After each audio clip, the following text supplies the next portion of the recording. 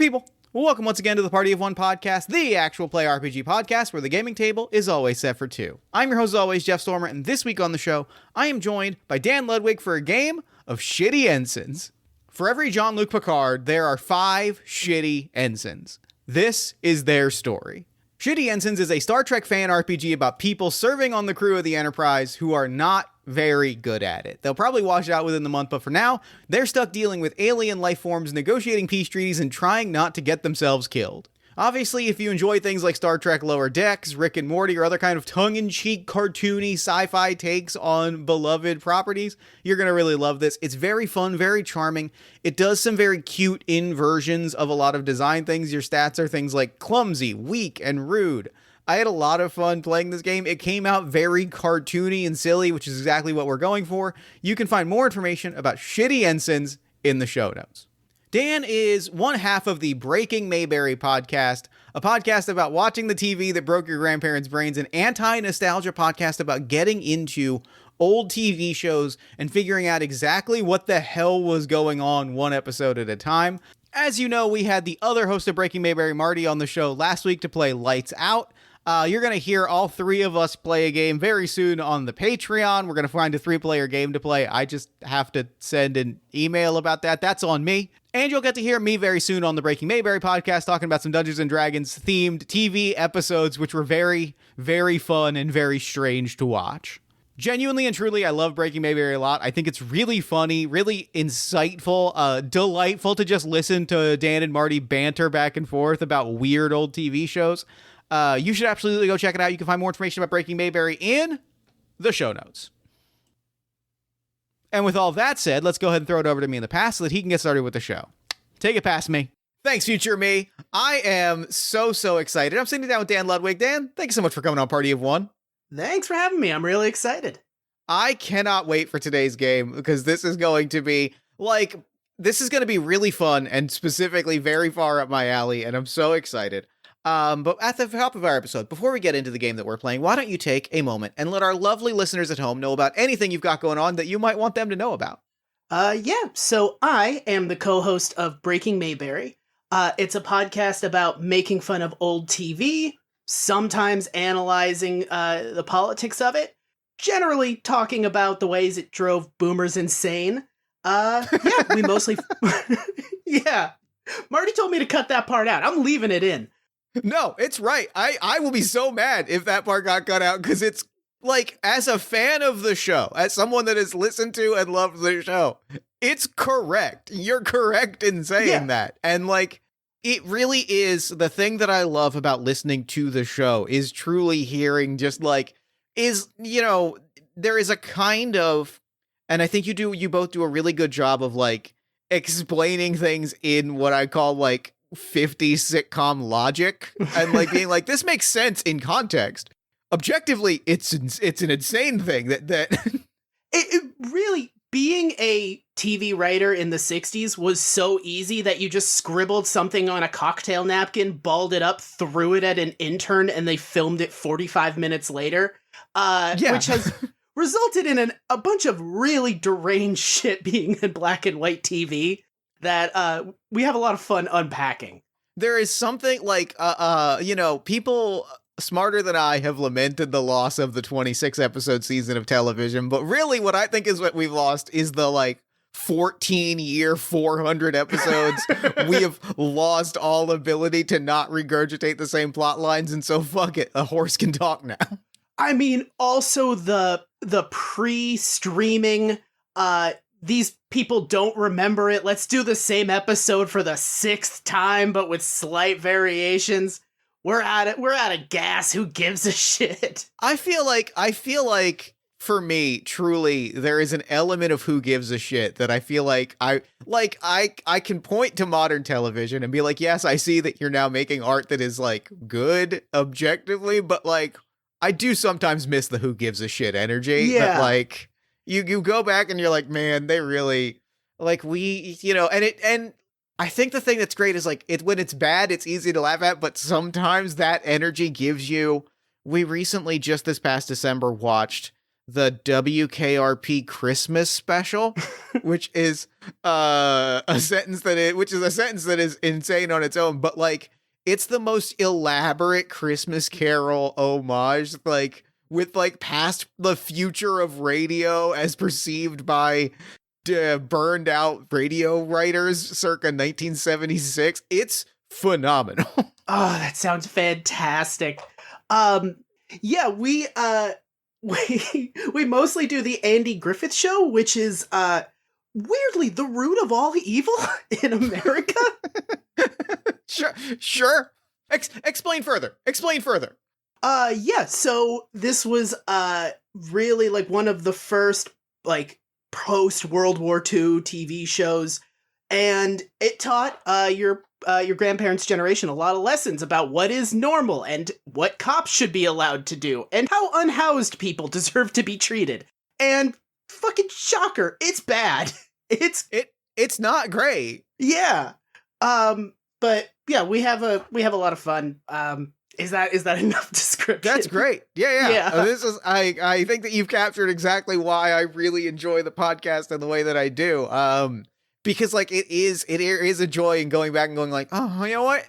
Now that I'm really sitting, like now that I'm old enough to piece all this together, this is sort of the deranged story of like a tyrant strolling through his sort of Twilight Zone. It's a good life thing of just pointing a gun at people, kind of for nothing. Yeah. With the most saccharine vibes of just yeah. Well, in the spirit of old TV and of like celebrating the oddities of old TV, the game that we are playing today is sometimes I get to say the name of a game and just get excited. We're playing Shitty Ensigns today. For every one Jean-Luc Picard, there are 5 shitty ensigns, and this is their story. I am so pumped. I've been looking forward to this for 2 weeks. Why this game? What is it about this that when you said this was the world you were born to play, like, what is it about this that's got you so excited? Immediately, when you sent me this, I had just seen Mickey 17, so I was all about some failure in space in that moment. Yeah. But I love whenever I play D&D or anything like that, I truly love to play fuck-ups. Or just even people with horrible luck. I just always gravitate towards playing somebody that cannot stop tripping over their own feet. I was never a Star Trek person, actually. I came from a Stargate SG-1 family. But I've always kind of gravitated towards the Star Trek aesthetic. Like, I really it's love hard anything. To resist. Yeah. Especially as I've gotten older, more and more I'm like, yeah, like it's just nice to watch people be good at their jobs in space. Yeah, there's something, and there is like, it's hard not to get wrapped up in the like, okay, yeah, I see the, like, there is a, for as often, what I would say is chaotic or, of its time or messy or tied to budgetary constraints that also lead to objectively who gives a shit decisions. There is a kind of 60s optimism in Star Trek that is impossible to like not at least feel a little bit like, yeah, all right, I can see that your heart is objectively in the right place, and like it's like you're trying your best, and like I appreciate what you're going for. It really, as time has gone on, the optimism of what if humanity got better instead of worse it just becomes more and more beautiful to see. Yeah. Like, what was just basically like in the 60s, like, let's just kind of assume that this is the way things are going to go. And now these days, things are going great right now. Let's see it get better. And now in 2025, it's like, oh man, if we could really like turn this around and get close to that, that would be great, man. Fuck. Yeah.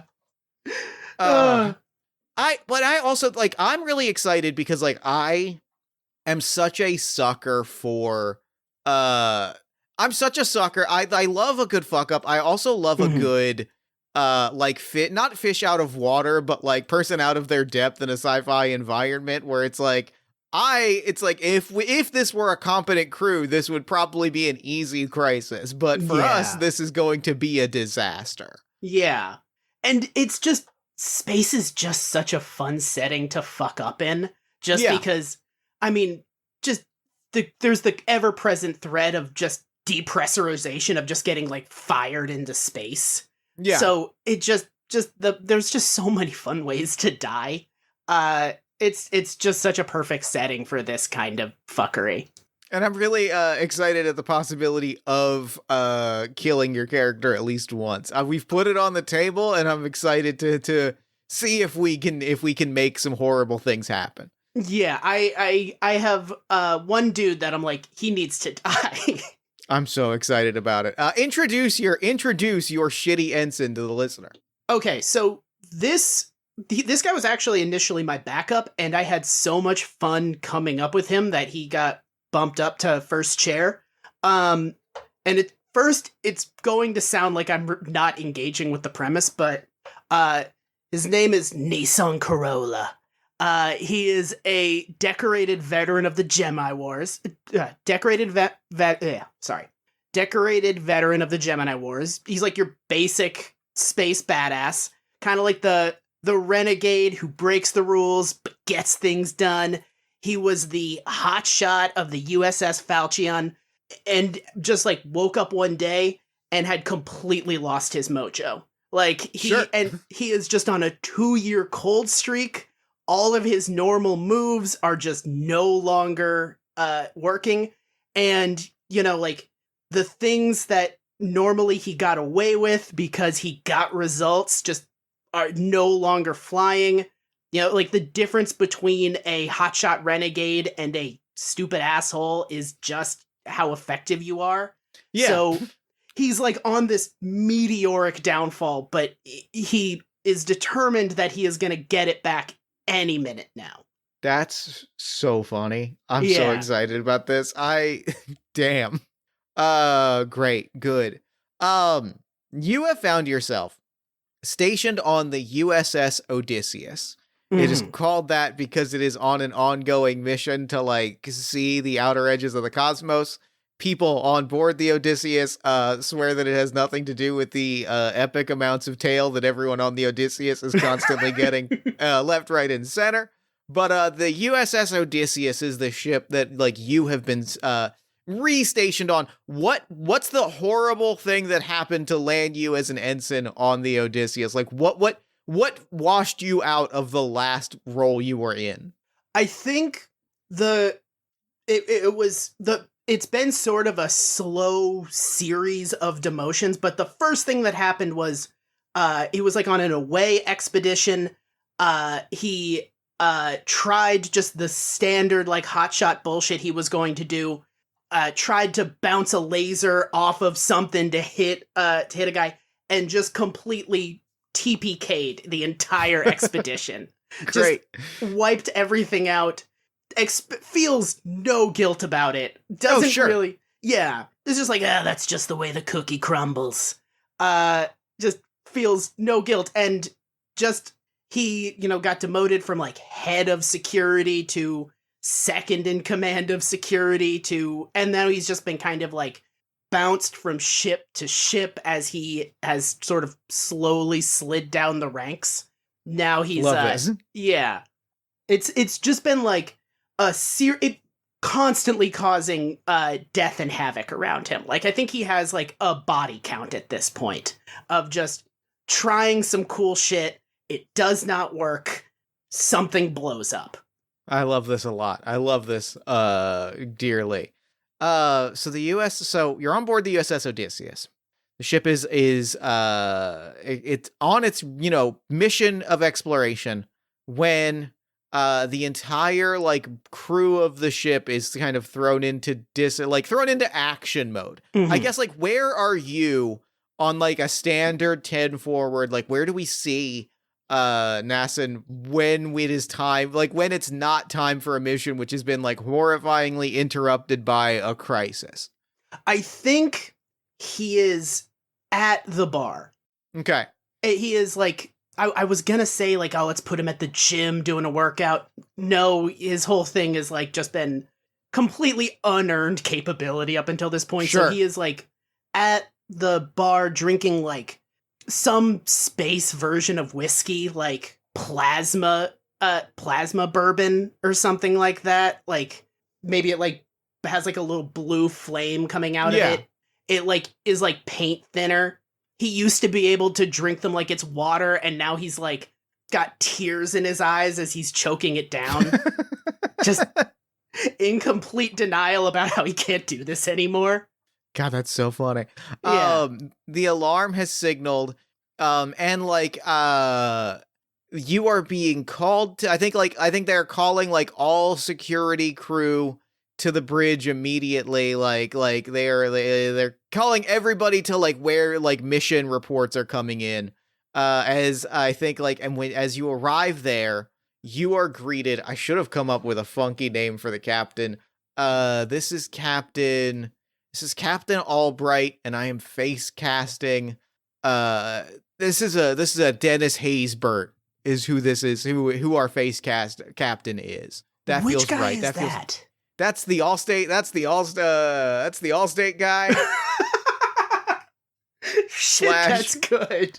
/ Martian Manhunter from Supergirl, but the Allstate guy. Yeah, the Allstate guy. He can try to run from it as much as he wants. He's the Allstate guy. We all look. Did it or did it not get you immediately to recognize the face? And honestly, it's why I respect his authority in this moment.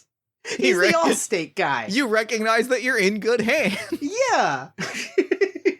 And he is like explaining that the situation, and as he's explaining, we are seeing, we the viewer are seeing a montage of the crisis situation that is unfolding. There is a distress signal on the planet Alkali 8, of a Federation ship that has gone down and is like requesting emergency backup. They are reporting, initial signals indicate radiation levels in line with like with an engine leak. It is a crisis. It is reports are coming in of casualties. Something struck this ship and it crash landed on the surface. They need an immediate rescue crew to go down, collect any surviving or remaining crew and get them off planet before a colossal planet cracking nuclear blast occurs. And so they are rounding things up. Why is it that you are selected as one of the ensigns to go, like to be on the away team as they fill up this cruiser? Like, what is it? What got you, whether positively or negatively, like assigned, like what is it that prompted you to get added to the away team on this, positive or negative? I think when Nissan Corolla got assigned to this crew, the captain was kind of like, "Oh hell yeah, we got Nissan Corolla for a steal? Oh, this is great for us." And I feel like he's picked up on the fact that this guy sucks now, but it's kind of like slow. Like he's kind of like, no way he's this bad. We gotta get our money's worth out of this guy. I think it's even worse than that at this point. Like, if we're like, I think it escalates to like, as he's arranging people, like he's like naming, he's naming the crew. So there's the Ferengi science officer. there's the what's the blue lady with the antennas on commute. Yeah. Like he's assembling like the best of the best crew, right? 13 of 27, the converted Borg in a similarly sexy outfit. Like he's arranging the best of the best.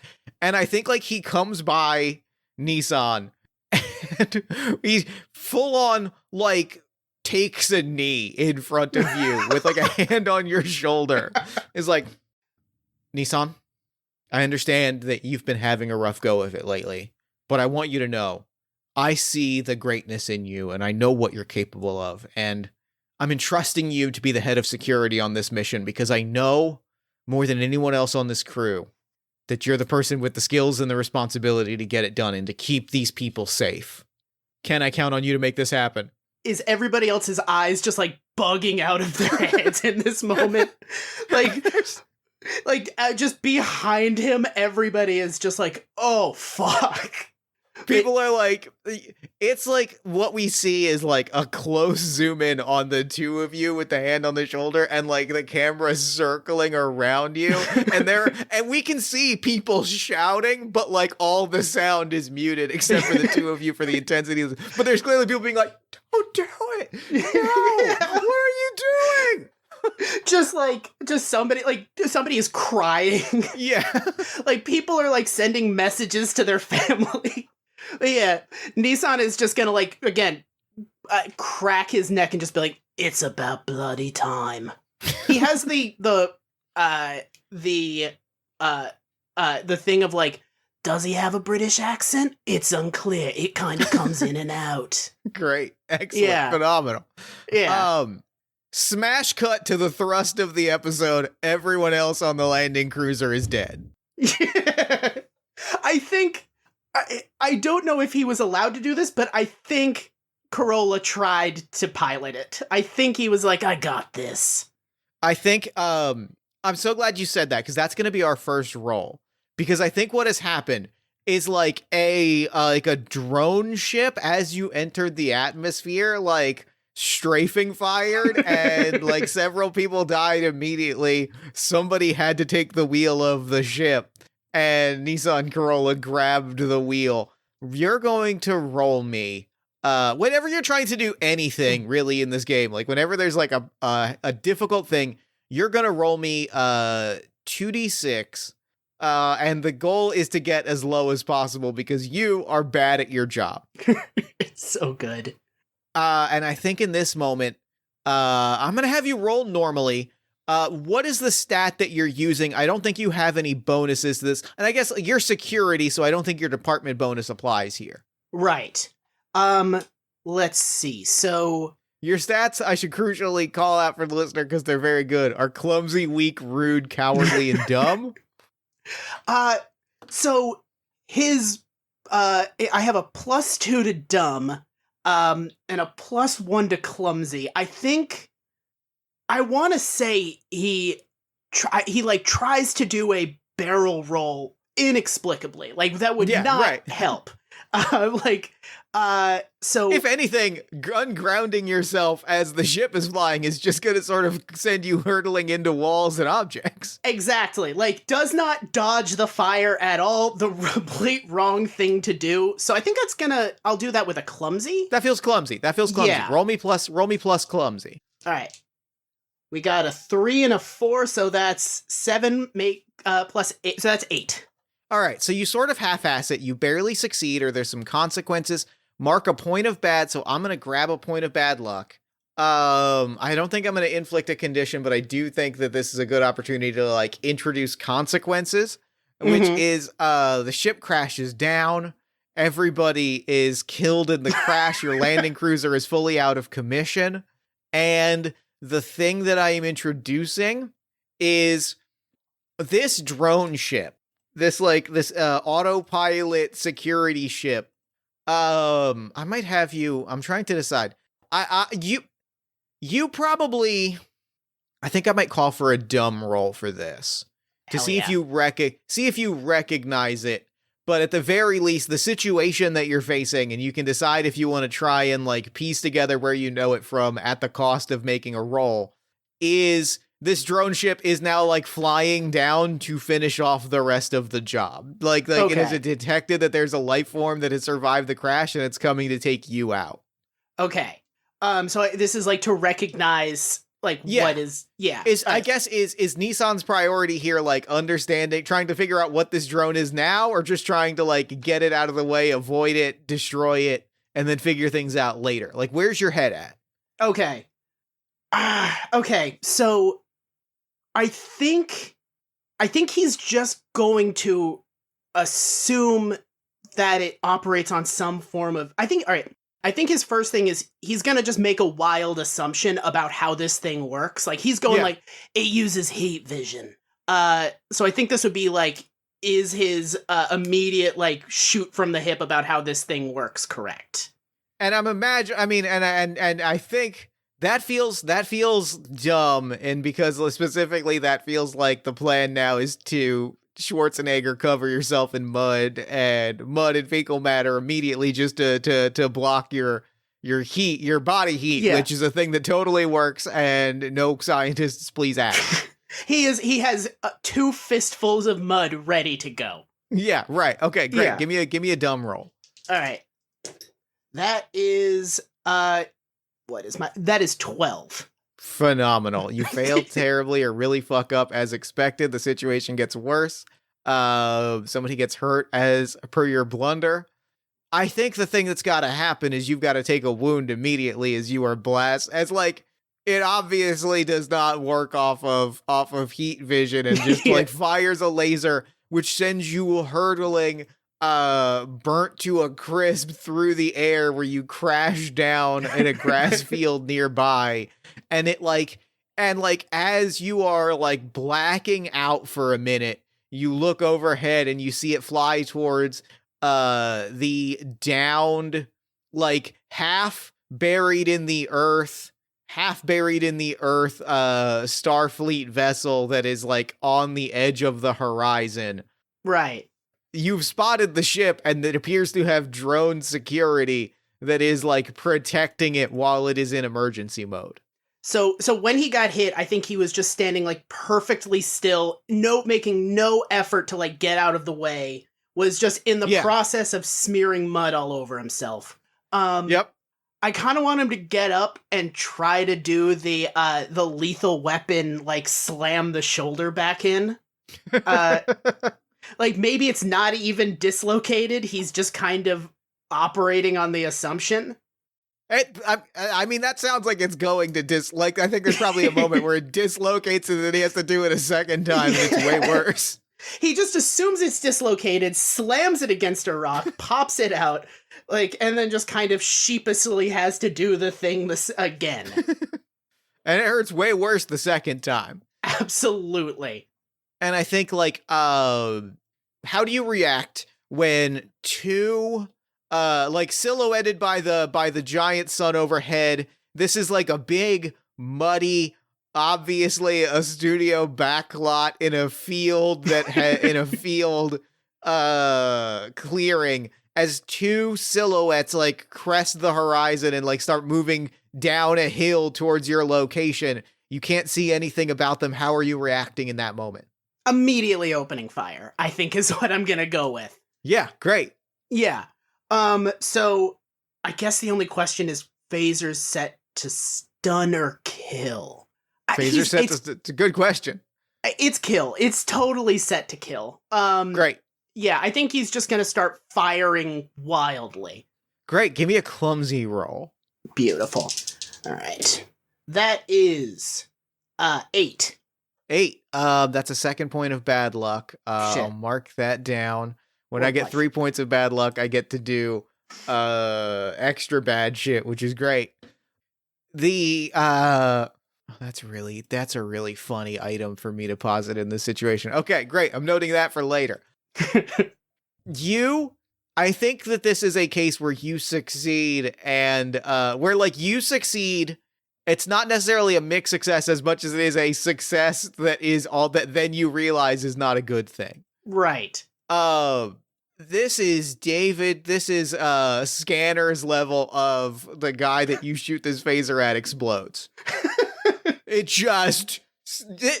clearly, for reasons that are about to become apparent, they are just like, we got splatter budget for this episode. Like logistically, like green red goop just explodes in every which direction.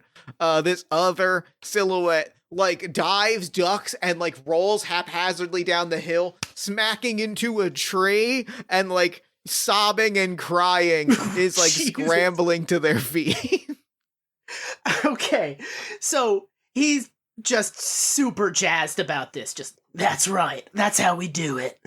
I think he's now going to be like, lay down your weapons and you won't be fired on.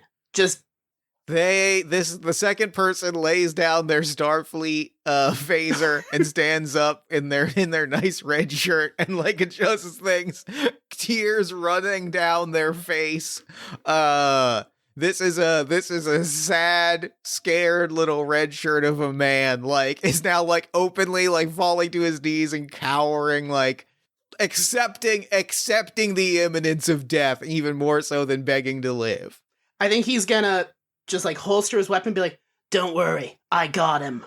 Just assuming that the man he shot had it coming. Just like was like must have been pursuing him. I completely crushed this situation. I have rescued this man. Okay. Okay. Yeah, sure. Okay, that's fine. And kind of like stands up and taps the tricorder. Like, Ensign Mulroney has been executed in the line of duty. Can we order a clone on Ensign Mulroney? And moments later, like another, like an identical silhouette comes like trotting down the hill, looking like perfectly happy, and is like, "Oh no! Oh my God! What happened? Oh no! Somebody shot Ensign Mulroney! Oh, now I have to be Ensign Mulroney! Oh, this is terrible!" You know he's shooting at this guy. He is immediately and then just taking a shot. Give me another clumsy. I think actually this might even be rude or coward. What do you think? Or does it stay clumsy? What's your vibe? I think let's see. So his cowardly is -1. So yeah, this would be like if he's suddenly startled by the dude and does like a hair trigger. So I think this would be like kind of in his favor. This is his good stat at a -1. Okay, great. Yeah. So give me that roll. Yeah, I'll do that. That is 2 and a 3. So all right. So not bad. That is you actually managed to do something right. Take a point of good luck, and the thing goes off the way that you want it to. I think in this moment, like you take fire, and like Ensign Mulroney, like you take fire, ducks and covers, and actually like there's an alien bat that kind of like descends from a tree, and you explode it. Oh my God. You gotta be safe out here. Every living thing on this planet is trying to kill us. And he's very bad at one-liners. Like, he used to be good at it, which is just my way of covering the fact that I'm dog shit at one-liners. So he's like, "Luckily for me, I'm here to kill it back." And then he like kind of does a little bit of mental calculus, be like, yeah, that tracks. And then like puts the gun back away. Ensign Mulroney runs in and gives you the biggest hug, like jumps full on, grabs you, spins in midair, hug of like, you saved us. Are you here to help us get the engines up and running again? Absolutely. Oh, and phenomenal. Yeah. He's again not a hint of doubt that he can fix these engines. Hops on the tricorder. Everyone! Finally, somebody's answered the distress call. They're here to get the engines up and running again. And you have been on a lot of ships. You have been on a lot of different Starfleet crews. You know that like your average, Enterprise level explorer ship probably has, I don't know, 50, 100 ensigns maybe. Like enough to fill, the various crew levels and the various lower level ranks. So when you see what can only be described as hundreds and upon hundreds of like semi-identical red shirts all like cresting over a hill, it don't look right. Right. But they're thrilled to see you. Are they? It feels like they're like very docile creatures. They're like, it feels like these are very gentle. Yeah. I think are they like looking at him with adoration? Like, is he feeling like you have saved one of them and spared one of them a grisly death and have announced yourself as a being from on high here to get the engines up and running? They are looking at you as their sole salvation. He is going to like the perfect kind of rock that kind of juts out that is perfect for like doing like putting a knee up on and staring majestically. He's finding one of those. Great. He is making a beeline for the nearest posing rock. He is staring meaningfully off in the distance and just going like, I have arrived. And they're like, wonderful, wonderful, wonderful. Once we finish the latest round of operations, we will bring you in for your expert insights. And they like usher you back to like a colossal half-built on the other side. Like they walk you to the other side of this ship where there is like a colossal half-built, like somewhere between a shanty town and a tent city and like underground. Like it is clear that they have just been like digging and scrapping and building places for people to sleep, all kind of in the shadow of this ship. Like I'm gonna say at the top of a hill looking down over the ship, and they're like, this is where we've been living since well, as long as I can remember. And I mean, at least 16 generations. And like there's gears like slowly churning in Nissan's head, and he's just gonna be like, so you guys brothers, cousin, what's the deal? We are the crew. We're the crew of the USS Theseus. Mm-hmm. It's fucking good. Right. The one that invaded Troy. Got it. Yeah, precisely, that one. Yeah. Alright, so I guess I'm not sure if he understands that this is like an elaborate cloning operation. I think he's just under the assumption that like these dudes are all just related. He thinks that this is kind of like a family band deal. Is like family band. Yeah, just like funny. Just like, out in space, family's all you got. It's good that they were able to keep all together. A lot of families, they get split up once they join the service.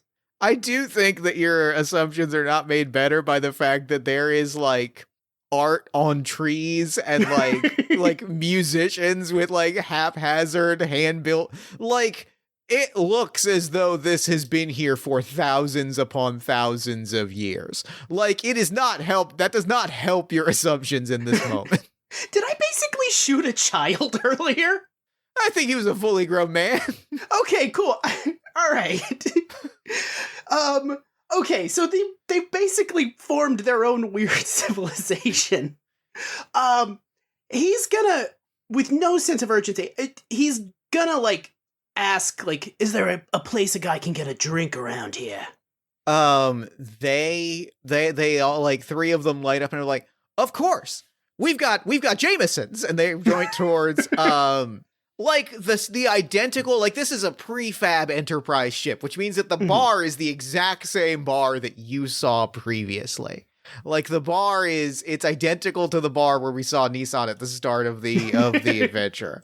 And it has been, what appears to have been blown off of the side of this ship during its crash has lodged into the side of a thicket or a hill or something, and they're just operating out of it, drinking like rainwater and like prison wine. Like they're clearly they've clearly gone through the actual alcohol and are just making things off of like whatever survival rations that they've got. Make me a dumb roll.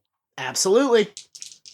That is 7 + 2, so that's a 9. Great. Okay, perfect. I'm so glad that I'm going to mark off 3. I'm going to mark off I'm going to hold on to these 3 bad lucks because I know the thing that I want to mark. The thing that I think and I don't know that, like, and I think that the complication here is, like, I don't know that Nissan knows what to do with this, is, like, you can tell that there is, like, rainwater collection barrels or, like, fermenting of things happening in ways that are, like, correspond to, like, holodeck lessons that you would have learned at some point of, like, how to survive in the event of a crash until Starfleet can come and recover your ship. Right. He was absolutely he was while they were teaching this in the holodeck, he was doing like the holodeck sex stuff. Like, Yeah. yeah, he had jailbroken his portion of the holodeck. He was like banging Cleopatra or something at this time. So Sure. did none of this. Absolutely none of this. Oh, but the one thing I should call out is because you have a point of good luck, there's a few things that you can do with it. At any time you can negate a wound, you can ask a question about the situation and get an honest answer. You can spend 2 good luck points to blame someone else when something goes terribly wrong. Superior officers believe you, but your fellow shitty ensigns know what you did. Or 3 good luck points to inject something beneficial for yourself into the narrative. You can never have more than 3 points at a time. Right. So I have 1 right now. That Yeah. right? Okay. Yes. I think I'm gonna save it for when I need a scapegoat. Great. Yeah. So that's the bar. It's clearly being occupied by like survival fermentation that has somehow escalated into like a wine-making culture. Like they've clearly like over generations been like, this is just how we make things, and it's going in a whole different cultural development path. I think he's gonna like pour himself a glass of toilet wine. Sure. It's not good, to be clear. Yeah. Oh yeah, he's gonna like he kind of really of everything he's seen, the most he respects is the makeshift alcohol operation. Sure. Like it is the most he has ever respected this group of clones. Great. Yeah. Good. Like he's really gonna like savor it, be like, you got out a lot of the ethanol taste. This is pretty good. Like this is the most he has treated anybody with dignity and respect in weeks. We've spent the better part of 6 generations really refining how to get the ethanol taste out of it. And we found that, like, we've made some really great strides in the last few generations. Yeah. He's like doing like a sip of like, is that piss? Is that human piss that I'm taking? Am I getting like notes of that? Well, it's the thing that's hard is that we haven't quite figured out a way to not contaminate food and drink, which has caused, some deaths. We're not going to mince words. There's been some deaths. We're going to eventually figure out a way to like sanitize these things, but that might take 3 or 4 more generations. Listen, people are going to die. People are going to die. You can't get anything done these days without killing 3 to 7 people. I've watched my loved ones die, 30 or 40 times. And at that exact moment, like a beam of light from over the hill, like, or from down the hill, like blasts upward, and everyone looks up in unison and goes, it's time for the operation. And everybody like jumps into action in the exact same way that you saw people jump into action on the ship. Right.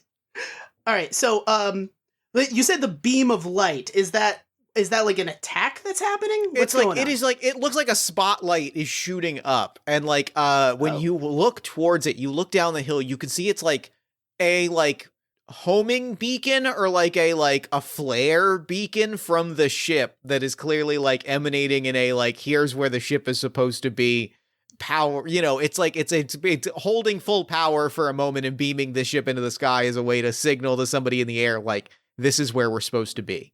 Right. Okay. So this is like the homing beacon that brought us. Be like, no need to signal. Cavalry's already here. And they like take a very like majestic sip of diluted piss wine. I think what you witness, and I think what you witness, and we'll ask how Nissan reacts to this as it's happening, is no less than like 100 of these ensigns like stand at the foot of the hill and they're like, all right, we need to get now is when we get the engines up and running so that we can activate the beacon to shoot far enough into the sky so that it will bring a ship to us and bring us home. And they all kind of start rushing into the ship. And you start watching this beacon get brighter and brighter and brighter. And you've probably got a tricorder or whatever their little sensor is. That scanner starts going nuts. That scanner starts going bad real quick. I'm going to like casually saunter over to where all these dudes are running. They're like running down the hill towards the ship, and like people are like waving them with little flags, and like there's like a whole celebration for all of the people that are like down here as your tricorder's just getting more and more panicked. Fuck it. I'm kind of like doing a nice jog with them. I want to see where these dudes are going. They're running onto the ship, and they're clearly like climbing in through holes, and like you watch them like grabbing multi-tools or grabbing spanners and like running into the ship. And you see the beam getting brighter and brighter, and the ship systems start to hum, and like the whole thing kind of vibrates. The earth under your feet starts to like vibrate, and like it's gone from like a beep beep beep into like a full on like panic alarm of like radiation level spiking. Seek shelter immediately. What do you do? Okay, so I guess he will understand that radiation can kill him. He is not that cocky. I think I have to give him some credit. Yeah, right, So, sure. yeah, so I think he's gonna, like, look for some sort of makeshift hazmat suit that he can slap on. Maybe, like, it would be maybe kind of shitty, maybe just, like, some fabric that he can wrap around himself very confidently. That feels like a cowardly. I think that this is Yeah. you trying to act this is you trying to act with fear, even if it's justifiable fear. Right. All right. Cowardly. That is 5 minus 1, so 4. Okay, great. That's a second point of good luck.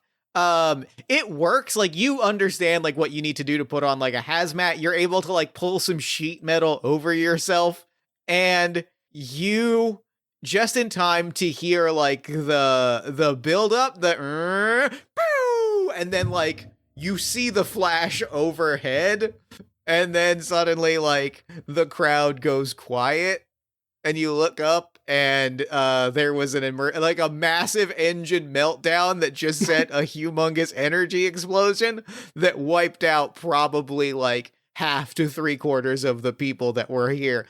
And quietly, like, the ship goes dark. The faintest beam of light starts to power back up, and out of various points of the ship, you see flashes of light, and clones start like, not in a way that is like monitored or like controlled, like in a way that is clearly like emergency cloning systems or emergency like cell repair medical systems start just like pumping bodies out, and people start stumbling with their first senses out of these like cloning vats, like, huh, okay, huh. And like these people on the top of the hill are like waving them down. All right. So I think so they basically they're doing all of this destruction to call the ship, which has just sent fucking Nissan. So they have just wiped a bunch of them out for no purpose, right? Yes, correct. Yeah. And I think he's just going to be like, all right, let's get this hunk of junk skyworthy. I think he's just going to try to like lead them to repair the ship and get it back into orbit. That feels like another cowardly, unless you've got another plan in mind. All right, let's see. Or maybe even rude. Like that, I think that's you being persuasive or assertive, so that might even be rude. I think, yeah, he's trying to like lead a montage right now. Yeah. Yeah. So I think that's rude. I think he's gonna try to like whip these dudes into shape. Be like, all right, enough dicking around. All right. So a rude, that is 6 plus 1, so that's 7.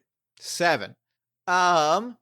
I think, well, I do think in this moment I'm going to push that back down to a 6 and give you that third point of good luck, because I do think this falls into like your role as like a security officer, or like ostensibly the person in charge here. Like, I think you've been placed in a position to like take that advantage. I think that feels right to me. These dudes do not seem hard to exert authority over. That's what I'm thinking. Like, yeah, that feels right. So you've got your third point of luck. You can use it to add something to your advantage. They are pretty eager to fall in line. Like, they're eager to listen to you as the person that has been guiding them for the last generation of their lives. You're able to lead them onto the ship. Talk to me about like what you're doing from there. All right. So I think he's gonna like lay out. He's just like taking a shot in the dark on blueprints. I think he's like scraping together like repair plans to get this thing back into orbit. It looks like it was drawn by a 7-year-old. Sure. Yeah. And it's like, you attach this to over here, we're going to bolt this together, and we're going to get this son of a bitch up into orbit. And he's going to like start calling out, like, you do this.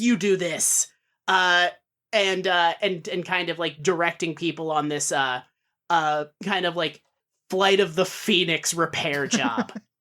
I think initially like it starts working okay. Yeah. And I think like But I think like what you're running into, and I think the challenge that you're going to face, and maybe this is a role, or maybe this is like a declaration of a strategy or what, like you quickly realize you're looking at the equivalent of if you were trained to fix like modern cars, trying to go into like a Model T. Like this ship has clearly been here for not like decades, not like a century, but like, so maybe a Model T is maybe too much. It's like you're looking at like a Prius when you have to now try and figure out how to fix like a 1976 Corvette. Like it's just old enough that you're like, this seems out of date. All of this seems slightly wrong. Right. So it's just things are going to shit. I think maybe the clones are starting to lose patience with him. He's giving them completely like contradictory directions. Actually, this is a very funny opportunity to introduce the second half of sort of the Star Trek situation that I have mapped out. Once you start giving them order, and like it starts out okay, it starts going to shit. What really starts to go badly is you realize somebody comes to you and is like actually it was, oh god, what did I say that first Ensign Mulroney like comes up to you quietly and like pulls you into a side room, is like, sir, I have bad news. They are a schism is forming. The traditionalists are preparing to launch a coup and perhaps even an assassination attempt. On who? On you. Was that not clear? That was on you. They're gonna have you killed. Really? Doesn't sound like a thing that would happen to me. Okay, all right. You're not honoring the sacred directives. I'm normally the person that does the assassination. Okay, all right. Well, this is weird to be on the other side of this. Okay, I can see why people don't like it. Well, where and are they? I am spending my 3 bad luck points to embroil you in a sinister plot. Because I had not planned for there to be like a Martin Luther Protestant thing that follows this plot point, but there sure is now. Okay. My question is, does he just try to go and kill the guys, or does he rather try to kind of get swept up into the moment and turn and just create a cult? I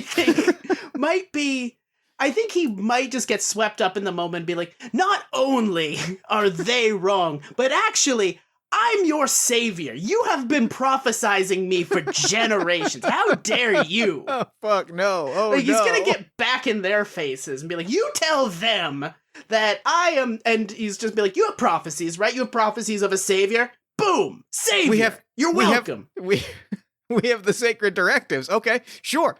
Yeah. Great. Add this. I think this is a cowardly role. Okay. I think this is escalating into a place of being a cowardly role. Right. All right. That is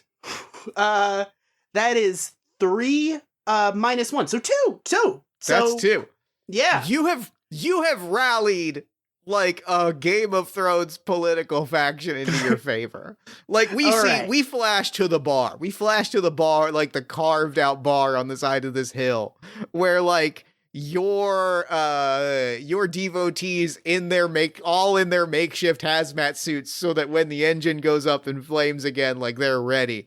Somebody comes over, it's like a delegation from the traditionalists have agreed to a meeting. We would hope that this would halt the bloodshed between the two factions. All right, I'll hear him out.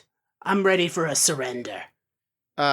Great. We find, like another one. So in this like Star Trek uniform, carrying like a box and a stack of cards, a delegate comes up and he like plants this down. And he goes, the delegation of the sacred directives have agreed to meet with your faction to try and put an end to this conflict. The delegation of the slightly more sacred directives is prepared to hear their terms. And he takes one of these cards, and I think like you, as he's putting this into this machine, recognize that this is like an old punch card. Like this is like, or like a cartridge that he's putting into this machine, and a little hologram pops up with a very like old Star Trek looking captain that's like, in the event of a mutiny among the crew, the operative quality is surprise, surprise, surprise. And it starts like glitching and repeating, surprise, surprise. And at that moment, you notice movement in all of the trees around you, and like emerging from the sides of this very exposed bar are shadowy figures in Star Trek in red shirt uniforms carrying phasers. Or not even phasers. Right. There's not that many phasers. Most of them are carrying slings and daggers. Like, this is some full-on, we don't have enough weapons, and so now we've adapted to... Okay, oh, God, I'm just trying to think of what specific dumb action movie move he's going to try to do. I think he's gonna do, like, jumping off a rock, and he's gonna try to do like kind of a John Woo spinning, shoot a bunch of guys in one fluid motion. Yeah. While like alien doves are flying behind him. That's what's happening in his head when he goes to do this. So I think that would be a clumsy roll. That would be a clumsy. Yeah, that's absolutely a clumsy. All right. That is 6. That's a 7. That's a 7. So bad luck point happens, but you do get what you want. You kill like again, splatter effects on full display. Like people are popping like grapes. It's fine. They're cloned. They're gonna pop back up later and be fine. Splatter effects on full display. You jump up, you kill the guys. You are in a position to either take hostage this delegate from the sect of the Sacred Directive, or snatch his box of old punch card hologram tapes. I think he's gonna try to just beat the shit out of this guy in like unarmed combat. I think he's gonna try to do like a Liu Kang bicycle kick on the dude. Great. Yeah. So I choose the third way, which is just irrational violence. Great. You clobber this guy. You beat him senseless. It knocks over. I know exactly what happens. It knocks over the computer. It breaks it. And then the beacon light starts to light up as though it's time for the ritual. And everyone stares in the direction with a clear, like, we don't know what to do now. There is like a clear sense of like, one of you must make a decision. Okay. Again, I'm really trying to weigh his unearned confidence versus basic self-preservation instinct. So this thing is just about to go nuclear. I think that's pretty apparent. I think what it is like it's lit up, like it's in a way. Make me a dumb roll or ask me a question. I think this is where we're at. If you want to spend a luck point to ask me a question. I'll spend a luck point to ask a question. So, okay. What is about to happen to this thing? What is about to happen? Like, you've kind of watched I think we've seen 3 or 4 generations play out at this point. And what you've kind of started to piece together is that, like, the systems are turning, like, computer systems are turning back on. Like, there's a complete shutdown of the ship. Emergency systems kind of boot back up, which triggers the activation of a distress beacon, which triggers the activation of this, like, light in the sky. And for reasons that Nissan has never bothered to investigate because you've been too focused on your own sacred directives, what happens is everyone runs into that ship to just pump full power into the engine to just get it brighter and brighter until it causes a colossal meltdown and wipes out a third of the planet. So like this has been going on for some time. Completely pointless action that they did not need to do. Yes. Okay. And so the question is, why are they doing this pointless action, and or how do you get them to stop? Questions that Nissan has not until this moment contemplated. Right. I think he just kind of assumed, like, yeah, they probably knew what they were doing. Why would they do that if it wasn't a good idea? These guys can make toilet wine. They know their shit. So yeah, this is his first time questioning it. So I think he's just gonna kind of slowly go like, let's go over there. I think he is going to like have this moment of clarity where he's just gonna be like, what if we just walked away from the explosion? I think maybe he's like, we're gonna walk dramatically away from the explosion. Maybe I love this very much, because what happens is you kind of make that call and everybody like looking in your direction with the broken box of tapes starts walking, and we get the shot of like dramatically walking away from explosion, but an explosion doesn't happen and just the light gets a little brighter, and like it just kind of holds with the emergency systems blinking as long as people aren't like cranking dials and jacking engine settings to 11. I think the moment thoroughly ruined, he's just like, he like contemplates sending somebody to cause the explosion for dramatic effect. But I think he doesn't. I just want to like zoom up. Has just the ship been waiting to hear anything from the ground crew? Like, could he have just called them this whole time?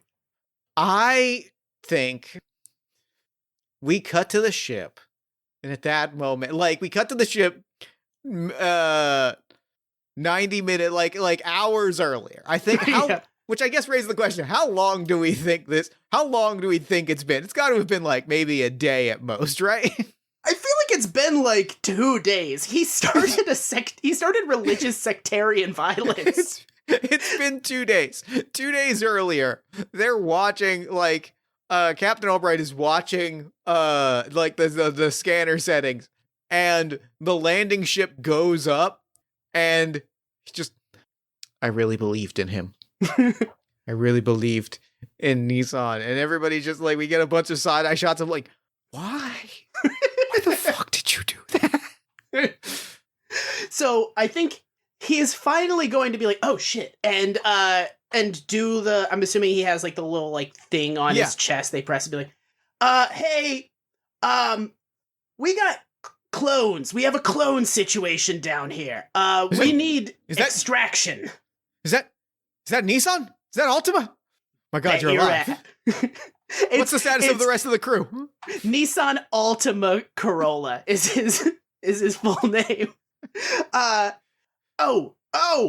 They died in a attack by robots. Which he's saying it like it's a lie, but it is true. I'm gonna say this is a crucial thing. This is a crucial question, because it is true. Do you want to make a roll to preserve Captain Albright's belief in your competence, or do you want to spend 2 points to blame this on someone else? I think I'm gonna make a roll, and he is gonna like kind of try to tell a story of like, he's gonna try to remember their names, and he'd be like, and then Quellglub, he grabbed me by the hands and he said, "Earn this." He tells a story, be like, we fought like hell. I did what I could, but the enemy, there was fire everywhere. I did a barrel roll. I did a barrel roll, but God damn it.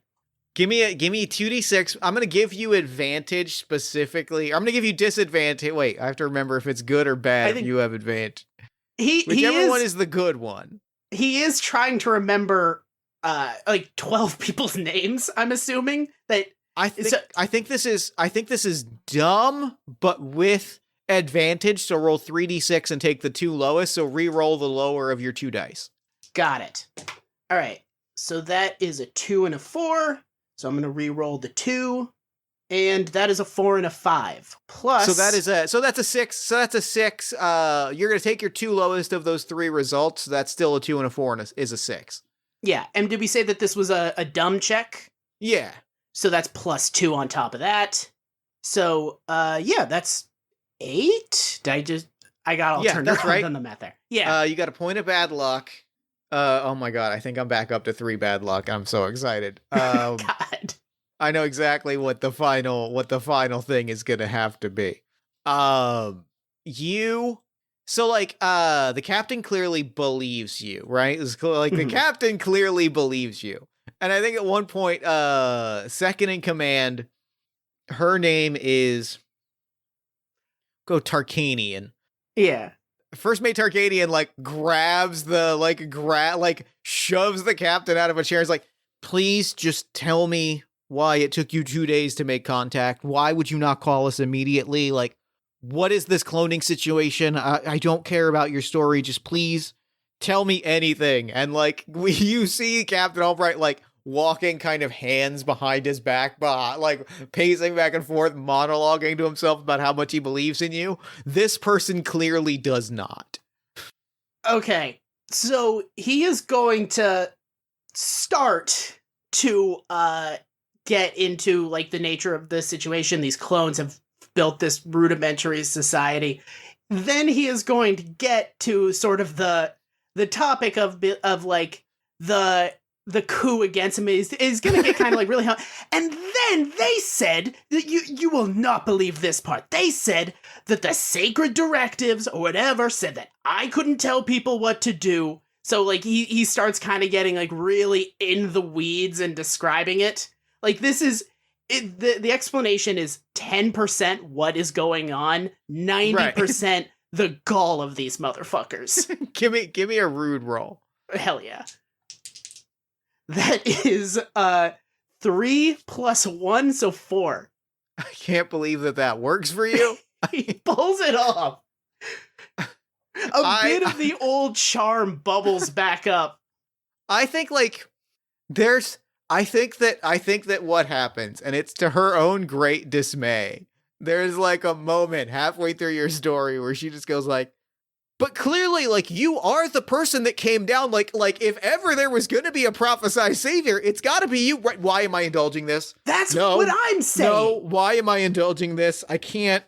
And she's like looking at you and looking at Captain Albright and being like, I think this man's got mind control powers. Like, I can't. Why am I suddenly seeing the world by your logic?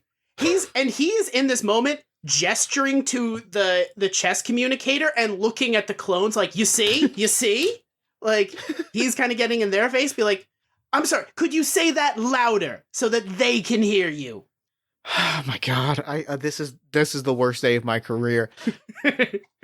She's like, and she's just like, the fact that even for a second she was like on board is causing her to have an existential crisis.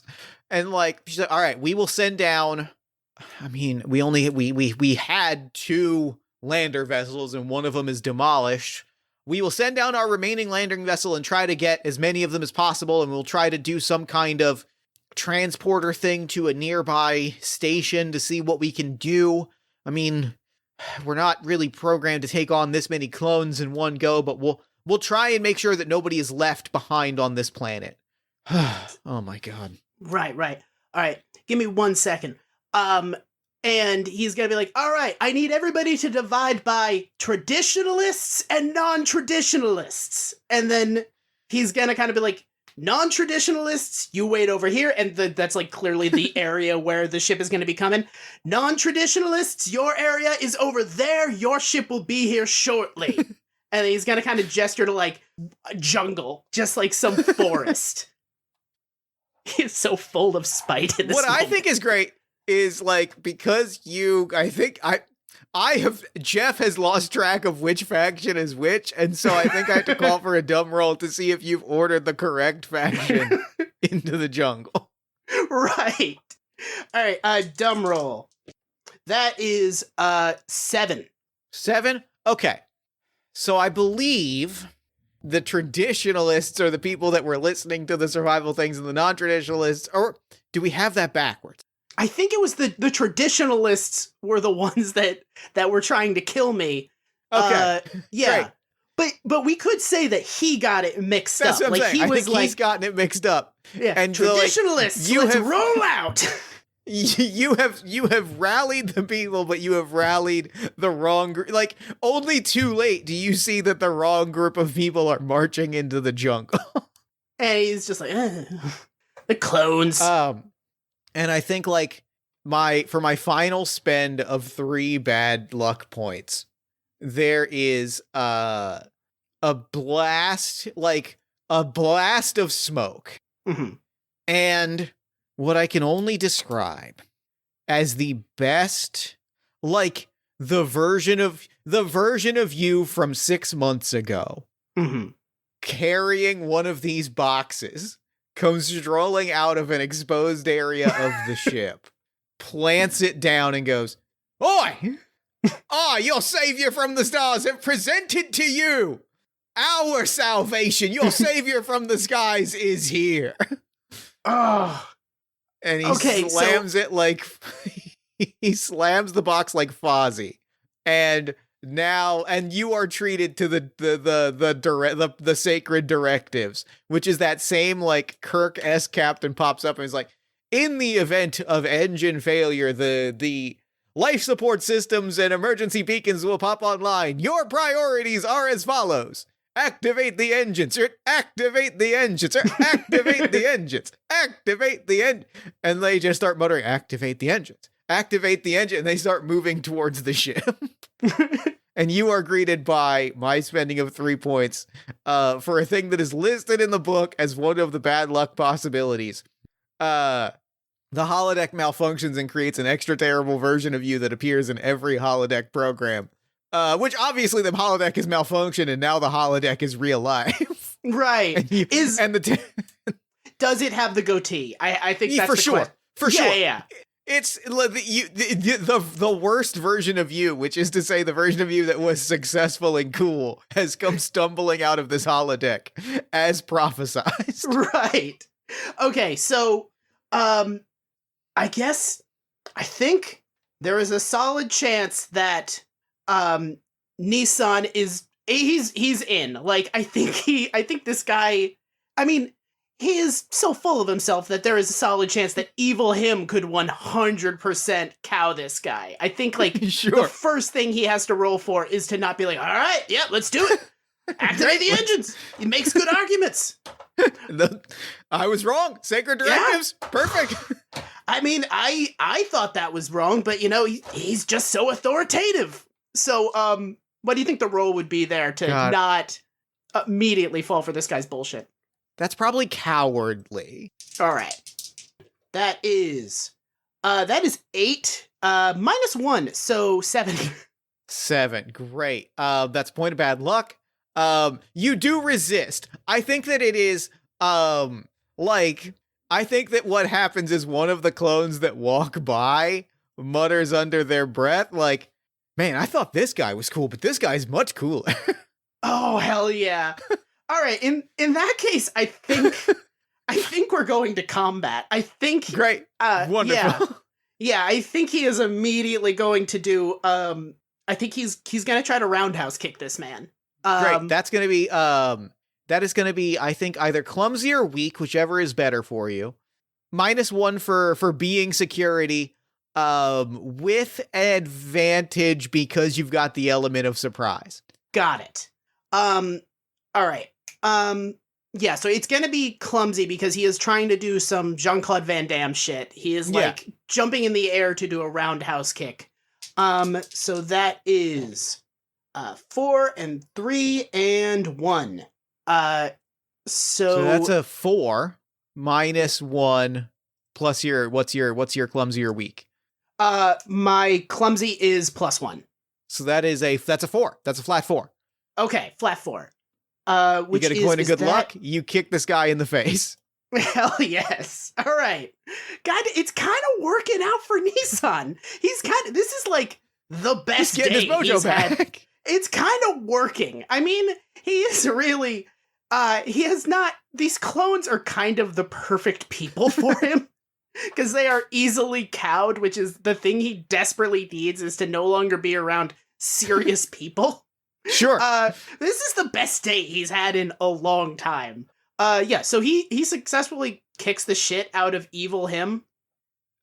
Eve, except for I'm gonna have you roll one time either to evade, to take the shot, to convince, because I think like the fight works. You are effortless. You obliterate this guy, but being that he is also you, he is 100% the second that he gets the second you get the upper hand, he's going to pull a gun and try to shoot you in the gut.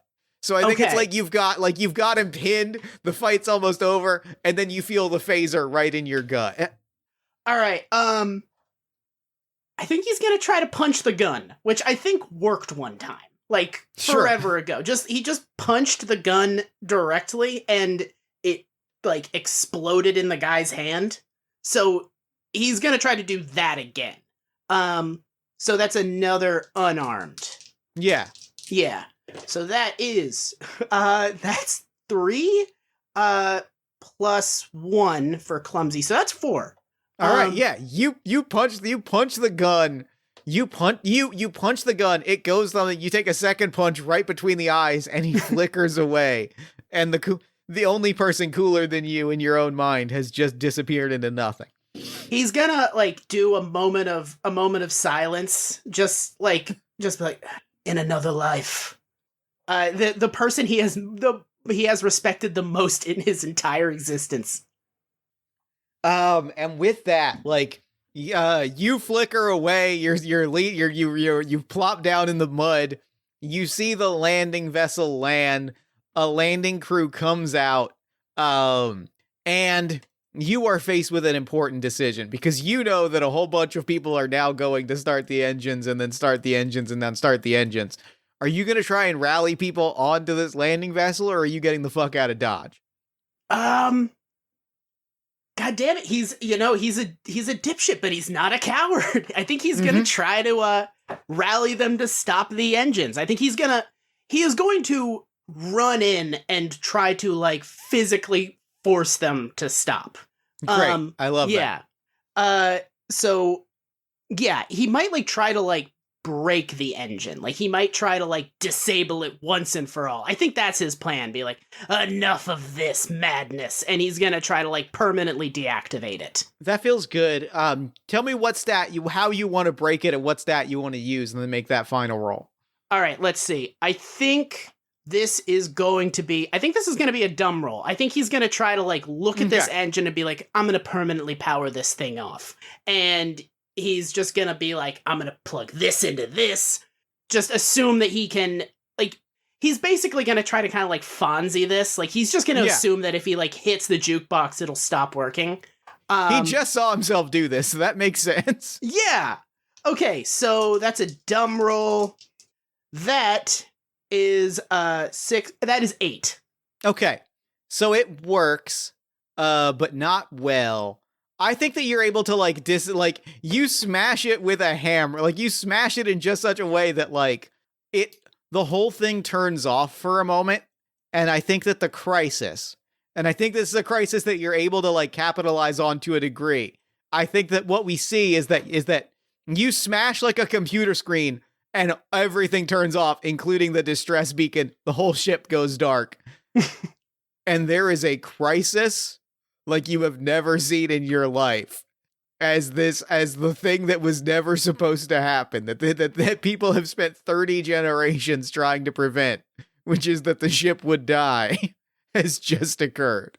Oh, and so shit. The thing that we see, the final shot that we see, is you and your landing crew running for the landing vessel, doing running at the camera with the mob running behind them, like the stampede of like furious clones of like, you caused the apocalypse. You are the anti-savior.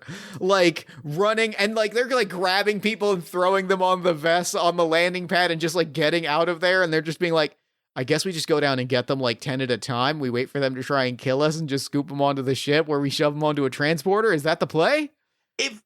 I'm pretty sure if you wait like 6 hours, we'll just have a new crop. Like they'll have forgotten all about this.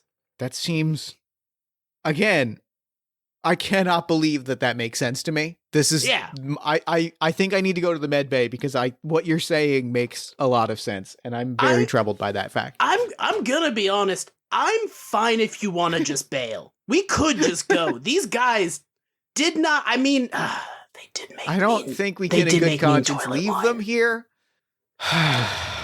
And I think we watched the landing crew fly off, and then we see a second landing vessel. Like, I think we see 3 more Enterprise ships, like, reluctantly lower, and landing crew start to, like, come down. And that is the end of our episode. Hell yeah. Goddamn, that was fun. That was great. I'm gonna be honest, that's basically the best I've ever rolled in any tabletop game ever. I'm so glad that we got to watch this shitbag have the best day of his life. I know. He's like, still got it. He's really like, I'm back, baby. I'm gonna get promoted up the ranks, second in command. I'm going back to the Falchion.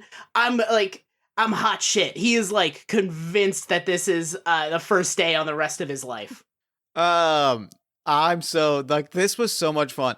This went in so many directions. Like, I had like come up with the initial, like, with the mystery of like, here's the Star Trek-esque situation and we'll see where it goes. The fact that it ended with a religious schism crisis is so fucking funny. The fact that I basically showed up, declared myself the new Jesus, and then killed God. That's so I mean, that's very good Star Trek is the thing. I'm like, yeah, I guess I'm Jesus. I don't know what else to tell you, man. Yeah. And it kind of worked. It was going great until I killed God. Until you killed God, and then they all got mad at you. Ironically, kind of the best idea I had the whole time was, the only good idea he had was the only one that actually got him in serious trouble. So fucking funny. This was incredible. Thank you so much for playing. What was your favorite moment from play? Oh man. I think the moment with the captain was so fucking good. I think I could explore their relationship for hours. Just this man that believes in him so much while a bunch of people are just like face palming behind him at all times. I think for me it's that mixed with the fact that you had this weird magnetism that the second somebody else like really sat down with you, they're like, okay, no, I kind of get it, and that's actually way scarier to me than anything else. Yeah, they were just kind of like, do not talk to him for very long. Like, he will suck you into his bullshit. He will drag you down, and I can't explain it. It's so, and the moment when we were like, oh yeah, I think that your plan worked, and except now you've formed a cult, and now we're doing Game of Thrones for a minute is so funny. And the fact that he just went in on it wholeheartedly, like no effort to steer out of the skid whatsoever, was just like, yeah, it's a cult. I'm a cult. Yeah. I guess that's where we're going. Great. Yeah. He immediately lowered to the clones level. That was so fun. Thank you so much for this. Thank you so much for playing this with me. Real quick, before we wrap up, where can people find you and your work online? So the primary place you can find us is breakingmayberry.bluesky.social. And you can listen to us wherever you find podcasts. Fantastic. Well, thank you so much again for doing the show. This was an incredible experience. And now I'm going to throw it over to me in the future so that he can wrap up with the show. Take a future me. Thanks, past me, and thanks again to Dan for coming on the show. That game was a joy. It turned out really exactly how I'd hoped. When I sat down and talked to Dan and Marty about like what we wanted to do with our respective episodes, with both of these episodes of the show, we really landed on like doing one episode that was about like analyzing TV and sort of getting into that aspect of the podcast that I really like, and that turned into the Lights Out episode. And then we talked about doing an episode that was like a love letter to TV, but about the really weird, stupid, silly moments and doing something goofy and cartoony and off the walls, and that was exactly what this episode turned into. I could not be happier with it. Be sure to pick up your own copy of Shitty Ensigns. Head to the show notes for a link to that. Be sure to check out Breaking Mayberry wherever you get your podcasts. And be sure to follow Dan on social media at LockRobster. You can also find us on pretty much whichever social media you prefer, at Party of One Pod or Jeff Stormer, depending. And if you enjoy the show and you want to support it, there's a lot of different ways you can do that. Subscribe to our newsletter at buttondown.email/partyofonepodcast. And join our Discord community at bit.ly/partyofonediscord. supporting. You can support us financially at patreon.com/JeffStormer or Ko-fi.com/JeffStormer. You can give us a nice iTunes review, shout us out to a friend, give us some love on social media. You can buy some Party of One merch at bit.ly/PartyOfOneMerch. Or, if you're looking for more great podcast content, you can check out All My Fantasy Children, which is a character creation, storytelling, and world-building podcast that I make with my best friend in the world, Aaron Catano Saez. We take a listener-submitted prompt and spin it into an original fantasy character, populating a shared universe one story at a time. You can also check out Yazeba's Bed and Breakfast, which is an actual play about a heartless witch, a cozy house, and the many people making their homes inside. Both of those you can find wherever you get your podcasts. Party of One is, as always, produced and edited by Jeff Stormer and Jen Frank. Music for the show comes from the song Infinite Lives by Mega Ran featuring the D&D Sluggers, and the Party of One logos by Evan Rowland. If you'd like to inquire about advertising rates, coming on the show as a guest, or about press coverage of the show, you can email me at partyofonepodcast@gmail.com. And, unless I am mistaken, that is all we do here. So until next time, thank you so much for listening. Remember to fight the forces of fascism every single day. Remember that self-love and self-care are radical and defiant acts of resistance. And as always, party on, everybody. Never gonna die.